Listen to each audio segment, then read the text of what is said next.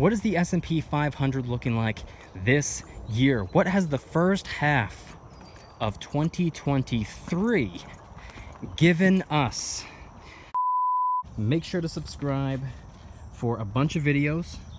Subscribe to my second channel, which is my backup channel for exclusive bonus content.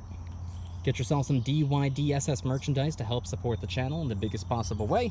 Try out some G Fuel Energy Formula, $5 off your first order by clicking the link in the description. And of course, last but certainly not least, make sure to go and get your up to 12 free fractional shares by downloading Webull and funding your account. You can deposit as little as you'd like, even as little as a penny. It still works, it still counts. You still get your up to 12 free fractional shares.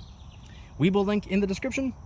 Everything is linked in the description. All right, so today, just like every day, is a video to listen to rather than a video to watch, unless of course you want to watch me go for a walk through the woods. Treat it like a radio show, treat it like a podcast. As I'm filming this video, it is the very beginning of July.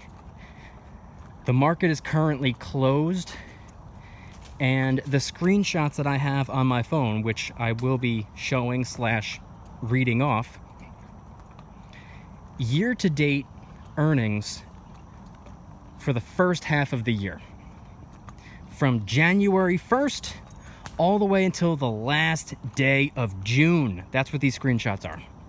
The stock market. Now, when people say, oh, the market's up, oh, the market's down, they're not referencing a particular stock. They're not referencing a total world index fund. They're referencing the S&P 500.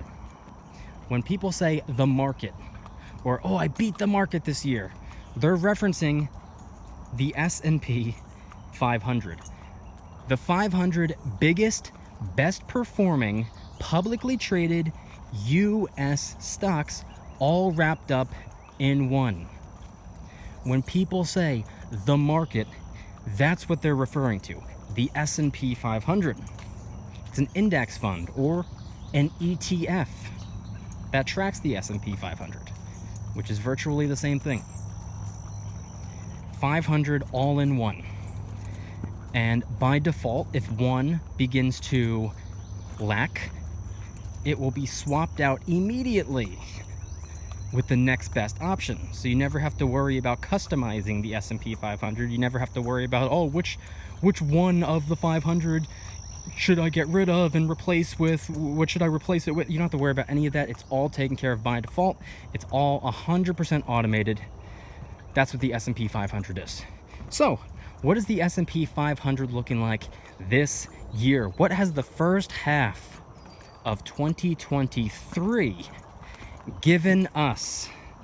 Well, I have a screenshot right here. This is a Vanguard 500 Index Fund ETF. Like I said, you don't have to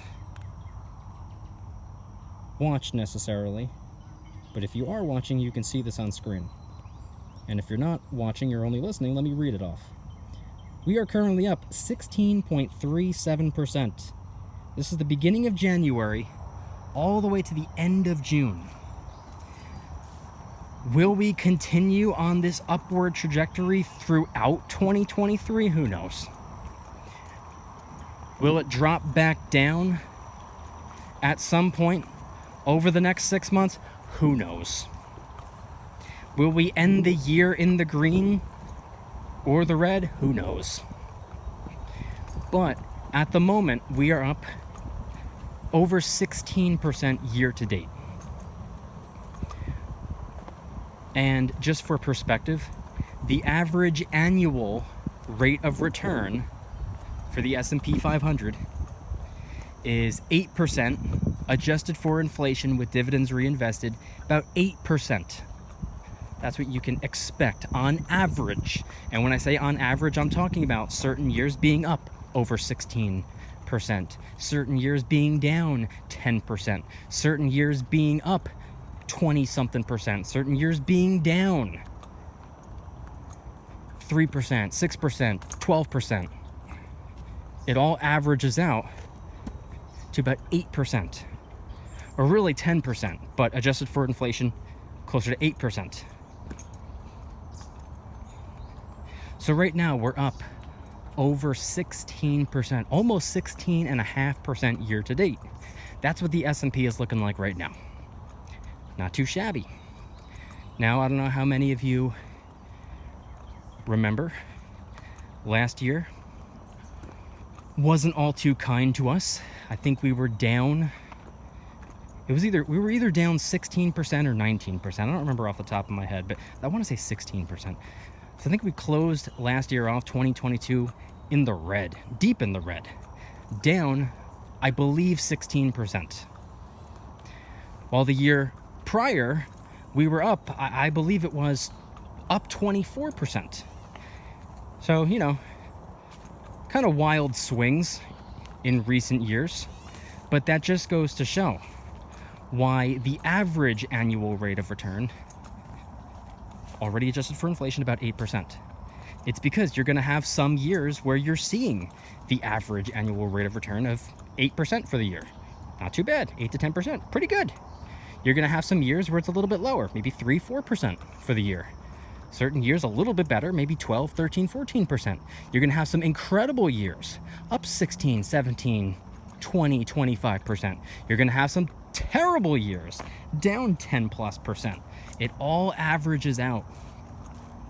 That's what you can expect. You're going to have some good years, some sideways years, some bad years, some incredible years, and some terrible years. But overall, it averages out pretty nicely in the green. Around 8% just for inflation with dividends reinvested. S&P. If you guys like today's video, please hit that like button. Subscribe if you're new. Subscribe to my second channel, which is my backup channel for exclusive bonus content. Get yourself some DYDSS merchandise to help support the channel in the biggest possible way. Try out some G Fuel energy formula, $5 off your first order by clicking the link in the description. Sugar-free, low-calorie, packed with a whole bunch of vitamins, over 50 different flavors to choose from. This one right here is Miami Nights. It's like a pina colada flavor. It's actually my favorite flavor of all time. $5 off your first order by clicking the link in the description. And of course, as I said before, make sure to get your up to 12 free fractional shares. By downloading Webull and funding your account, you can deposit as little as you'd like, even as little as a penny. It still works, it still counts, you still get your up to 12 free fractional shares. You can start investing with as little as $5, and of course, you can even set yourself up a Roth IRA on the app. Webull link in the description. Everything is linked in the description.